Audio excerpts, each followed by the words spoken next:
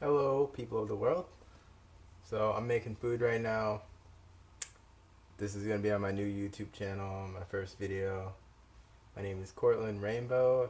I chose that name because I became a part of the Rainbow family, and it's something you should definitely do too.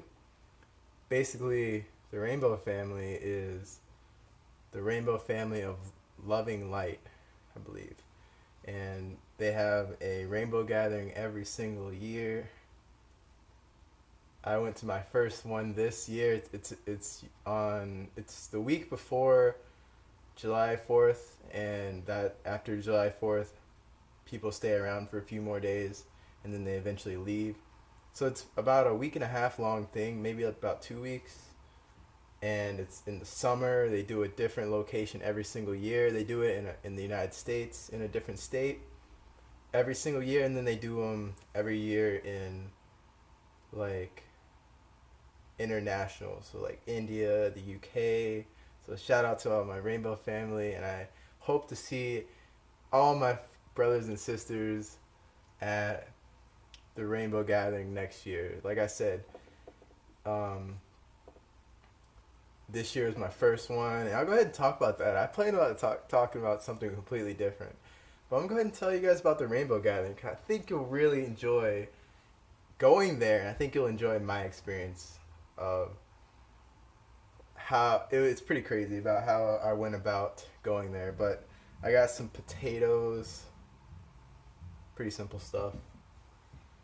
Hopefully no one comes home when I'm watching the video. Ignore all the stuff in the background like that cross. No offense if you're religious, but I'm not particularly religious. I overstand religion and the stuff that was going on in that time in the world and before, especially before, because the world is old, man. It's freaking old. I think we gotta learn more about it. But I'm just gonna cut up these potatoes. Got some spring water, which is the best. Water is life. Mini Wachoni. Shout out to all my natives and all my people of the world. Really, the Rainbow family is for everyone. Okay, so I basically heard about the Rainbow Gathering like a week before it happened, and I was like living with my roommate, who I would have loved to have gone with him, but unfortunately he had to work. And so I planned on hitchhiking there. I lived in Wisconsin, and I was going to hitchhike to Oregon. I found out it was in Oregon, and I didn't know much about it. So I started researching it, and I realized it's like the Rainbow family of loving light. So it's like a big hippie kind of thing, right? And I was like, I want to go there. I wasn't really happy where I was living in Wisconsin, and I wanted to go there and just see all these loving people. And guess what? It was everything I expected and more. But what happened was my dad was like, "You're not hitchhiking there. I'm going to drive you there." So I was like pretty hyped on the hitchhiking thing, but by the time he got, I was gonna let him drive me halfway. I realized that I was not ready to hitchhike. I had a lot of stuff. I had a guitar. I had a flute, my Native American flute. I had a tent. I had like a bag or two of clothes. So I had a lot of stuff. So my father was like, "I'm going to drive you all the way there." I was like, "No, you can drive me to Minnesota and I'm going to hitchhike there."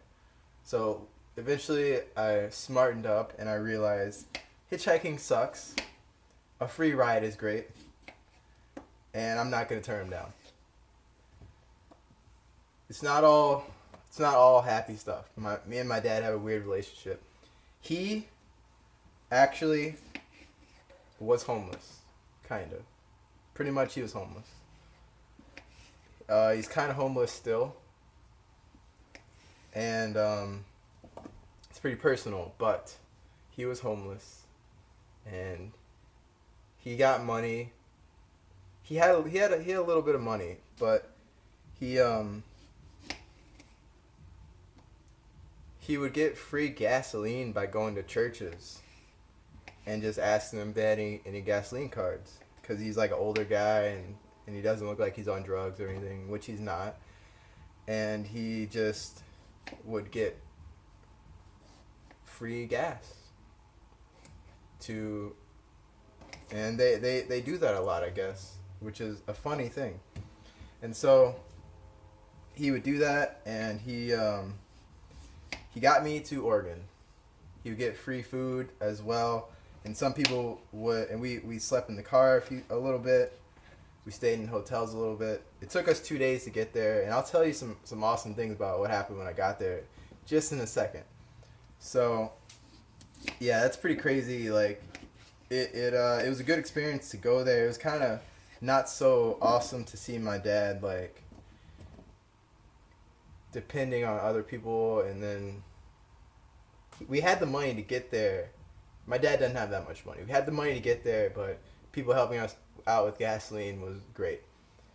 And I don't care what people say about that. It's something that happened in my life, you know. So we were staying. People would even they would buy us hotel rooms, which was crazy.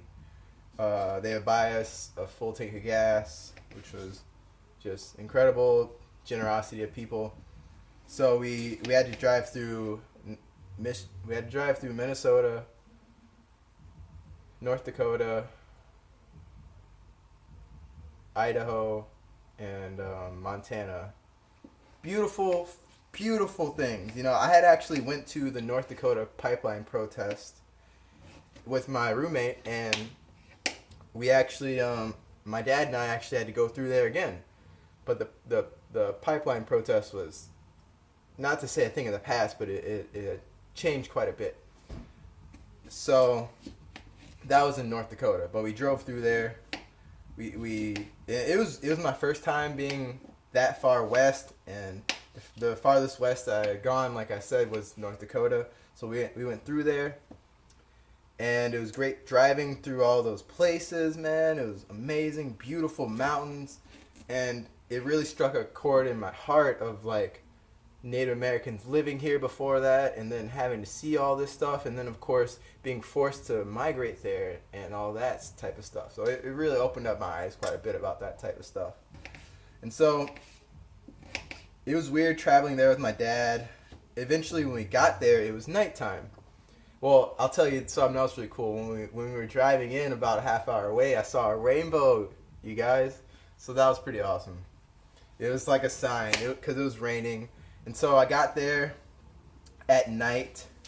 So just so you guys know, I had joined a Facebook group about it all to learn more about it.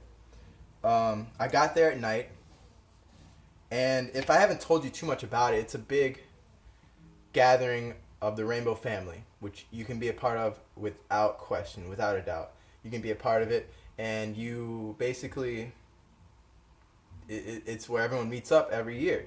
So we do that, and we stay in the woods for 2 weeks. You can stay there as long as you want. You know, it's in the woods, so they do have food and water, and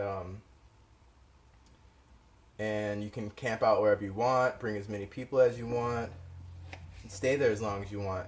But basically on the 4th of July, what they did this year, and probably years before that, you know, it's been going on since the 70s, nobody talks on the 4th of July. It's like a day of solidarity for peace and love, basically. And if you haven't gotten the idea, it's all about love. Like it's mad love out there. Brothers and sisters. It's like everyone says welcome home, you know. So I get there, and this is where the exciting stuff starts. My dad, he's like, all right, man, I've seen the people here, and they're all pretty nice. Hey, I'm making a video. You're making a video? Yeah. At the moment? Yeah. Okay. Yeah. It's about the rainbow gathering.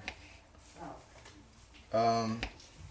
So you can definitely listen, because it was a pretty interesting part. We get there, and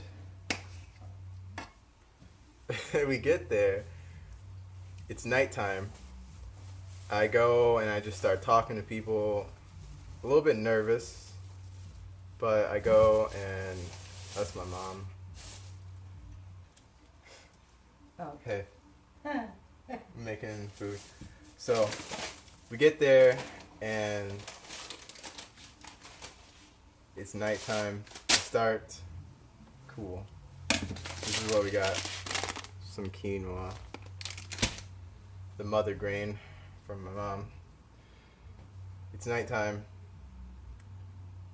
It's a long drive in, like from the nearest city. It's about 20 minutes, half hour. So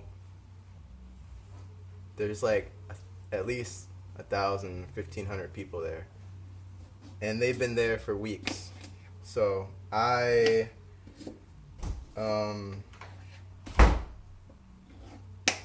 sorry about that. I knew that was gonna happen. Basically, I get there at night, and I start walking in. And I have no idea what's going on. I don't know, because it's dark, and you start going into the forest, which is where everyone is, and I find out the next day there's all this big stuff and all these kitchens where people get free food and all these people camped out, and I had no idea because it was nighttime. So I go and I'm walking in the forest, and this guy's just like, "Hey, what's up, man?" And he kind of can see I just got there or something, and he ends up being from New York, and he's like tripping on a little bit of acid, man. So he's like, "Can I walk with you and talk with you?" I'm like, "Sure, man."